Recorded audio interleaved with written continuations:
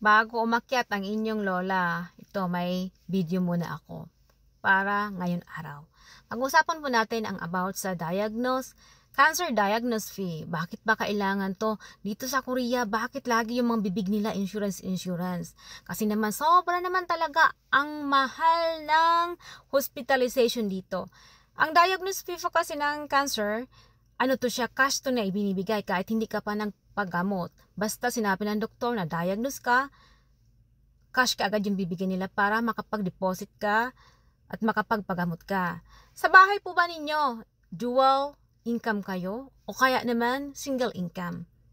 Kasi po, oras na ma-diagnose tayo ng cancer, hindi naman natin ginusto yan, di ba? O ano lang, prepare ka lang. Kung hindi ka magkaroon ng sakit, wala naman problema. Pwede mo naman yun i-refund, di ba?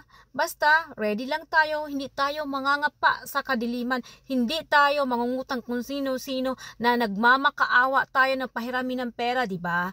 Kasi po, 6 months na kailangan natin ng concentrate treatment. Ibig sabihin sa loob ng 6 months, hindi ka makakapagtrabaho. Kung halimbawa yung sahod nyo ay 3 million, sa isang buwan, i-times nyo po yun sa 6 months. Diba? Magkano na yon?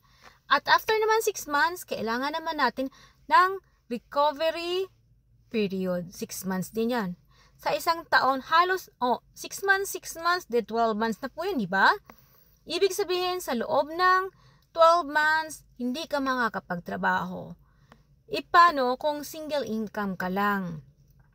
Yung kakainin nyo, yung panghospital mo, yung ng pamilya, pangangailangan ng pamilya, saan tayo kukuha niyan? Mangangapa, manghihiram? Hindi na po uso ngayon ang nanghihiram, di ba?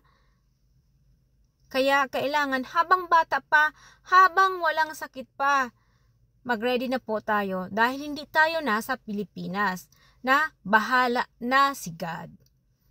Maraming salamat. Bye-bye!